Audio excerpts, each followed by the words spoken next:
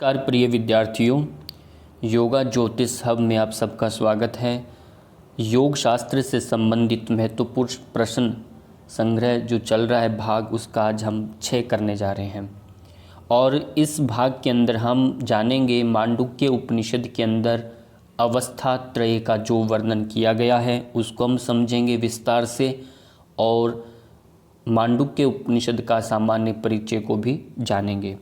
चलिए, आज का जो पहला प्रश्न है वह यही है। सबसे पहले जब भी हम उपनिषद की बात करते हैं तो ये प्रश्न उठता है कि उपनिषद का शब्द का जो मूल अर्थ वो क्या है, वो कैसे बना। तो आज उसी को पहले समझेंगे। उप और नी उपसर्ग रहते हैं और इसमें शब्द धातु रहता है, और इसमें क्विप नाम से एक प्रत्यय है। क्विप प्रत्यय करने से उपनिषद शब्द बनता है। स्पष्ट हुआ। उप नी उपसर्ग और शब्द धातु से क्विप प्रत्यय करने पर उपनिषद शब्द बनता है। उप का अर्थ होता है समीप, नी का अर्थ होता है निश्चय से, निष्ठापूर्वक। सद का अर्थ होता है बैठना, अर्थात तत्व ज्ञान के लिए गुरु के निकट विनम्रता पूर्वक बैठना। सद धातु, ये तो एक अर्थ हुआ, तत्व ज्ञान के लिए गुरु के निकट विनम्रता पूर्वक बैठना। सद धातु शदलरी विशरण गत्यावसानेषु के 3 अर्थ हैं। कौन सा? विशरण का अर्थ होता है नाश होना, विशरण। गति का अर्थ होता है पाना या जानना। अवसादन का अर्थ होता है शिथिल होना। ये तो हुए हमारे इन तीनों अर्थों में भी ये शदलरी विशरण गत्यावसानेषु, इन अर्थों में भी लिया जाता है। अब बात करेंगे उपनिषद कितने हैं टोटल, है ना। इसमें भी कई बार मन में संशय बना रहता है, कितने हैं कितने नहीं हैं, किनको माने। देखिए, उपनिषदों की संख्या 108 से लेकर के 200 तक मानी जाती है। इनमें से 11 उपनिषद प्रमुख माने जाते हैं। 11 उपनिषदों को प्रमुख मानी जाती है और उनके नाम निम्न हैं। कौन कौन से? ईशावास्य उपनिषद, केनोपनिषद, कठोपनिषद और प्रश्नोपनिषद, मंडूक उपनिषद, मांडुक्य उपनिषद, तैत्तिरीय उपनिषद, ऐतरेय उपनिषद, छांदोग्य उपनिषद, बृहदारण्यक उपनिषद, श्वेताश्वतर उपनिषद। यह 11 उपनिषद शंकराचार्य द्वारा भाष्यकृत है। अब ये श्वेताश्वतर उपनिषद को भी 11वां उपनिषद के रूप में लिया जाता है, परंतु 10 उपनिषदों की बात करें बृहदारण्यक तक ही आपने काउंट करना। मुक्तिक उपनिषद में, ये जो मुक्तिक एक उपनिषद है, इसमें श्वेताश्वतर उपनिषद को छोड़कर शेष 10 उपनिषद को प्रमुख माना गया है। तो ये बात ध्यान रखिए, यदि कोई 11वां उपनिषद पूछे प्रमुख उपनिषदों में कौन सा है तो वो श्वेताश्वतर उपनिषद आपको याद रखना। बाकी 10 उपनिषदों का जो निर्देश दिया गया है वह मुक्तिक उपनिषद में लिया गया है, और ये सब के सब जो है आदि शंकराचार्य जी द्वारा भाष्यकृत ऐसे उपनिषद हैं। इसको भी आपने ध्यान रखना है। अगला प्रश्न है मांडुक्य उपनिषद का संक्षिप्त परिचय। कोई पूछे कि इसका छोटा सा ब्रीफली आप परिचय बताइए, तो आपको ये बताना है आदि शंकराचार्य जी द्वारा भाष्यकृत 10 उपनिषदों में ये सबसे छोटा उपनिषद है। कौन सा? मांडुक्य उपनिषद। इस उपनिषद का संबंध किस वेद से है? अथर्ववेद से है, और इसमें कुल 12 मंत्र हैं। ये याद रखना है, कुल कितने? 12 मंत्र हैं। अब सभी उपनिषदों जितने मैंने बताया 108 200 में सबसे छोटा नहीं है, यानी इन 10 उपनिषदों में सबसे छोटा है। ये बात भी ध्यान रखना है। ये सभी मंत्र गद्यात्मक शैली में हैं। गद्यात्मक जानते होंगे आप। ये उपनिषद अद्वैत वेदांत के सिद्धांतों की नींव माना गया है। द्वैत होता है कि आप कोई भी मूर्ति में लेके चलते हैं जिसमें द्वंद्व रहता है, 2 रहते हैं। इसमें अद्वैत है, निराकार के रूप में इसमें सत्ता को माना। अब आता है, इस उपनिषद में जीवात्मा की 4 अवस्थाओं का वर्णन मिलता है, जो हम इसमें विस्तार से पढ़ेंगे। पहली क्या है? जागृत अवस्था, स्वप्न अवस्था और सुषुप्ति अवस्था। ये 3 अवस्थाओं को ही अवस्था त्रय के नाम से जानते हैं। इन अवस्थाओं का जो प्रणव का अर्थ होता है ओम को ही प्रणव कहा। अ, उ और म इन 3 वर्णों का संबंध किसमें है? इन तीनों का, जागृत का अ से है, स्वपन का उ से हो गया, ठीक है, और सुषुप्ति का म से आपका संबंध हुआ। और इसमें वर्णों का संबंध तथा तूर्य अवस्था की स्थापना और उसकी श्रेष्ठता का प्रतिपादन इस उपनिषद की विशिष्टता है। यहाँ पर जो तूर्य अवस्था जो बताई जा रही है, ये हमारी चतुर्थ अवस्था है, ये स्वयं घटित होती है, ये अपने आप बनती नहीं है, घटित घटना है ये। इस उपनिषद का नाम मांडुक्य उपनिषद इसलिए पड़ा, शायद इसके निर्माता जो है मांडुक्य ऋषि थे, मांडुक्य ऋषि के नाम से इसका उपनिषद का नाम रखा गया है। तो ये छोटे छोटे प्रश्न हैं, एक बार दोबारा से देखिए इनको। मांडुक्य उपनिषद किस वेद से संबंधित है? अथर्ववेद से संबंधित है। मांडुक्य उपनिषद का नाम कैसे पड़ा? मांडुक्य ऋषि के नाम पर पड़ा, याद रखना। अगला ही प्रश्न आपका है कि मांडुक्य उपनिषद में ये जागृत अवस्था का स्वरूप, अब हम अपने पॉइंट पर आते हैं कि ये जागृत अवस्था का स्वरूप कैसे वर्णन किया गया है। यहाँ एक गद्य आता है, जागरित स्थानो बहिष्प्रज्ञ सप्तांग 19 मुखः स्थूल भुगवैश्वानरः प्रथमः पादः। आगम प्रकरण का तीसरा ये गद्य है। इसमें इसका अर्थ देखिए क्या है इसका अर्थ। इसका भावार्थ ये है कि जब तुम जागते हो, हमारी जागृत अवस्था है, तो जागृत अवस्था का सीधा सीधा समझ, तुम जाग रहे हो। जब तुम जागते हो तब बाह्य विश्व में तुम्हारी समानता होती है, क्योंकि बाहर के पूरे विश्व को आप देख रहे हैं। तब तुम अपनी इंद्रियों के स्थूल पदार्थ भोगते रहते हो। इंद्रियों के जो बाह्य विषय हैं, आँखों का जो आपका रूप है, नाक का गंध है, ये बाह्य स्थूल पदार्थ हैं, इनको हम भोगते हैं।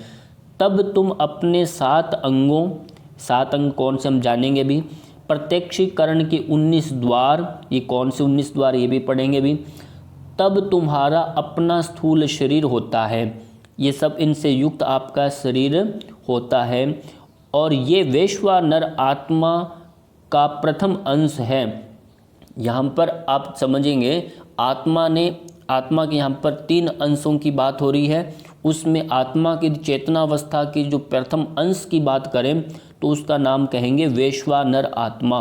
वैश्वानर आत्मा जो जागृत अवस्था में ये एक उसका अंश हुआ। अब अगला ही प्रश्न है कि आपका स्थूल पदार्थ भोगने के लिए किन 7 पदार्थों की उपयोग किया जाता है। ये 7 पदार्थ हमने भी पढ़े थे, कौन कौन से हैं वह। उसमें एक मस्तक आता है, 2 आपकी आंखें हैं, नाक है, मूत्र है, पिंड है, मूत्रपिंड हो गया, 2 पाँव आपके। ये 7 आपके स्थूल पदार्थ भोगने का ये मार्ग बताए हैं।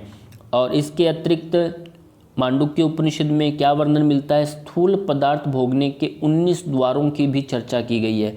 ये 19 द्वार कौन से हैं? अब 5 कर्मेंद्रियाँ आपकी 5, और 5 आपकी ज्ञानेंद्रियाँ हैं, 5 आपके प्राण हैं, 15 हो गए। मन है, बुद्धि है, चित्त है और अहंकार है। ये कुल 19 द्वार हो गए। इन 19 द्वारों के माध्यम से ही हम स्थूल पदार्थों का भोग भोगते हैं। अब बात करेंगे आपकी स्वप्न अवस्था। मांडुक्य उपनिषद में स्वप्न अवस्था के बारे में क्या बताया गया है? स्वप्न स्थानो अंतः प्रज्ञः सप्तांग 19 मुखः प्रविभक्त भुक्तेजसो द्वितीय पादः। यह आपका आगम प्रकरण का 4th मंत्र हो गया, यानी मंत्रनी गद्य हुआ है आपका। इसमें क्या लिखा है इस भाव को समझिए। जब तुम स्वप्न में होते हो, यानी जागृत अवस्था में तो आंखें हमारी खुली रहती है। अब आप आंखें बंद करके, जब आंख बंद करके जब आप स्वप्न अवस्था में होते हो, तब तुम्हारी सारी क्रियाएं केवल मानसिक ही होती है। हमारा शरीर सो गया है तो हमारे हाथ पांव अब कार्य नहीं कर रहे, केवल और केवल आपका मानसिक क्रिया आपकी चल रही है। तुम्हारी जागृत अवस्था की तरह इस अवस्था में भी 7 अवयव होते हैं। 7 अवयव होते हैं। 19 द्वार तो रहते ही हैं, परंतु इस अवस्था में तुम्हारे अनुभव तो मानसिक स्तर पर ही होते हैं। यानी शरीर का पार्ट बाकी सब होते हैं, कहने का तात्पर्य इनका ये है, वो सब होते हैं, परंतु अब जो उनकी क्रिया जो है, अब वो दिन भर जो आपने काम किया उसका जो अनुभव है, वो अनुभव आपका भी मानसिक अनुभव स्तर पर वो काम करते हैं, और ये मानसिक अनुभव ब्रह्म का दूसरा अंश कहलाता है। ये अनुभव क्या कहलाएगा? ब्रह्म का दूसरा अंश कहलाता है। ये अंश स्वप्न अवस्था है। इस समय तुम्हारा आत्मा अंतःकरण में रहता है। पहले था हमारा वैश्वानर आत्मा, जागृत अवस्था में बाह्य रहता था। अब ये आत्मा आपका कहाँ रहेगा? अंतःकरण में रहता है एवं अकेला ही होता है। इसे तेजस कहा जाता है। इस तेजस के नाम से भी इसे जानते हैं, और ये तेजस जो है ये द्वितीय अंश है आत्मा का, दूसरी अवस्था है स्वप्न अवस्था का। और ये आत्मा कहाँ रहता है? अंतःकरण में रहता है। इस तरह से में जितनी भी बातें हैं आप उनको अच्छे से समझिए, और आवश्यक लगे तो आप लिख सकते हैं, नहीं तो आप इसको समझिए। संस्कृत में आए तब आप इसको जरूर लिखिए। अब है मांडुक्य उपनिषद के अनुसार सुषुप्ति अवस्था। सुषुप्ति अवस्था का स्वरूप समझिए। अब इसमें है यत्र सुप्तो न कंचन कामम काम्यते न कंचन स्वपन पश्यति तत् सुषुप्तम सुषुप्त स्थान एकीभूतः प्रज्ञान घन एवानंदमयो हयानंद भुक्ते चेतो मुख प्राज्ञस्तृतीय पाद आगम प्रकरण का 5वां। अब इसका तात्पर्य क्या है? इसका भावार्थ ये है कि जब तुम गाढ़ निद्रा में होते हो, गाढ़ निद्रा मतलब आप एक स्वप्न अवस्था, स्वप्न रहित ऐसी गहन निद्रा जब होती है, डीप स्लीप में जब आप होते हैं, तब तुम्हारे मन में इच्छा नहीं रहती, कोई इच्छा नहीं है, मन आप क्रिया नहीं कर रहा, तो कोई स्वप्न भी नहीं होता उस समय। इसको सुषुप्ति अवस्था कहते हैं। तब तुम केवल अद्वैत ही देखते हो। अब इसमें द्वैत का भाव, जो आपने दिन भर काम किया जागृत अवस्था में, अब वो स्वप्न में जब उसको मानसिक अनुभव क्रिया चलती है तो वो हो गया द्वैत, उसको हम बोलते हैं द्वैत चल रहा है। अब वहाँ पर मन भी निश्चल होकर शांत है, उसमें कोई द्वंद्व नहीं है, और आपकी निद्रा इतनी प्रगाढ़ है, इतनी गहरी है कि आपके अंदर कोई संशय नहीं, तो वो अद्वैत की होगी अवस्था। तो अद्वैत को देखते हो। चैतन्य घन के सिवा तब तुम नहीं होता, स्वयं ही आप ऐसी अवस्था में होते हैं कि और कुछ नहीं होता, आप स्वयं ही हैं। तब तुम केवल आनंदमय और आनंद भोगने वाले ही होते हो। मानो तब तुम चैतन्य की ओर अग्रसर हो रहे हैं। अग्रसर मतलब आगे की ओर बढ़ रहे हैं। ये ब्रह्मा की तृतीय अंश है। ब्रह्मा का कौन सा अंश है? तृतीय। और प्रज्ञा इसे कहा गया है, प्रज्ञा के नाम से जाना जाता है। ज्ञ का अर्थ होता है जानना, प्रज्ञ मतलब होता है कि प्रकृष्ट प्रकार का जब आपको बोध होता है, ज्ञान होता है, तो उसको प्रज्ञा बुद्धि कहते हैं। तो ये विवेक आपको उस समय आता है और आनंद की अवस्था को प्राप्त करते हैं। अब ये आनंद की अवस्था तो हुई। अब मैंने आपको बताया था कि आदि शंकराचार्य जी जो हुए हैं, उनके दादा गुरु जो है गौड़पाद जी हुए, तो उनके ये गौड़पाद कारिका के नाम से भी अवस्था त्रय का वर्णन हम अभी समझ रहे। उनको कारिकाओं का उन्होंने वर्णन किया इसी उपनिषद पर। तो कैसे किया, तीनों को एक साथ हम समझेंगे भी। तो उन्होंने कहा अवस्था त्रय का स्वरूप निम्नलिखित है। कैसा? बहिष्प्रज्ञो विभुर्विश्वो हयन्तः प्रज्ञस्तु तेजसः घन प्रज्ञस्तथा प्राज्ञ एव एक एव त्रिधा स्मृतः। गौड़पाद कारिका का प्रथम में अब क्या लिखा है इन्होंने? अब देखिए, पहला जागृत अवस्था, यह आपको पहले जो भी पढ़ा उससे थोड़ा सरलता से समझ में आने वाला इन्होंने और विस्तार से समझाया है। क्या लिखा? कहते हैं जागृत अवस्था में बाहर की दुनिया का हमें जब ज्ञान होता है तब हम विश्व कहलाते हैं। ये प्रथम अवस्था है। यदि आप इसको भी याद करेंगे तब भी आपको पूरा आपका स्पष्टीकरण माने जाएगा। जागृत अवस्था में बाहर की दुनिया का जब हमें बोध होता है तब वो क्या कहलाता है? विश्व कहलाता है, यानी विश्व वैश्वानर जो हुआ। स्वप्न अवस्था क्या हुआ? जब हम स्वप्न में होते हैं तब हमें भीतर मन का ही भान अनुभूति होता है, तब वह तेजस कहलाते हैं। ये हमारी दूसरी अवस्था हुई। स्पष्ट हुआ। अब इसी तरह से तीसरी जो अवस्था है वह क्या है? उसी तरह जब हमें भान होता है पर हमारा कोई भीतर बाहर का कोई विषय नहीं होता। अब अंदर बाहर का विषय तो समाप्त हो गए हैं, जागृत स्वप्न का। अब ऐसा जब स्थिति बनती है तो हम केवल गाढ़ संभानता है ना, संभानता वाले ही होते हैं, तब हम प्राज्ञ कहलाते हैं। क्या कहलाएंगे? प्राज्ञ। ये हमारी तीसरी अवस्था है। परंतु इन तीनों अवस्थाओं में विभु यानी आत्मा जो आपका है, विभु व्यापक आत्मा तो एक ही होता है, भले ही वह तीन अलग अलग स्वरूपों में दिखाई देता है। अब देखिए, आत्मा की तीन अवस्थाएं समझिए, तीनों स्वरूप में वह अलग अलग दृष्टि में दिखाई देता है। तो अब जैसा जैसा आपकी सुषुप्ति अवस्था प्राप्त हुई, अब देखिए अंतिम में, तो ये आपको मुझे लगता है स्पष्ट हो गया। इन अवस्थाओं के स्वरूप के बारे में आपने जान लिए। नाम को अच्छे से स्मरण करिए, उपनिषदों का सामान्य परिचय याद रखिए, उपनिषदों के 10 नाम याद रखिए। अब कहा 10 उपनिषदों में सबसे छोटा उपनिषद कौन सा? ऐसा प्रश्न आए तो मांडुक्य उपनिषद सबसे छोटा है और इसमें कुल कितने? 12 मंत्र हैं। इसी तरह से आज का वीडियो आपका पूर्ण हुआ। सबका बहुत बहुत धन्यवाद। शुभ दिन।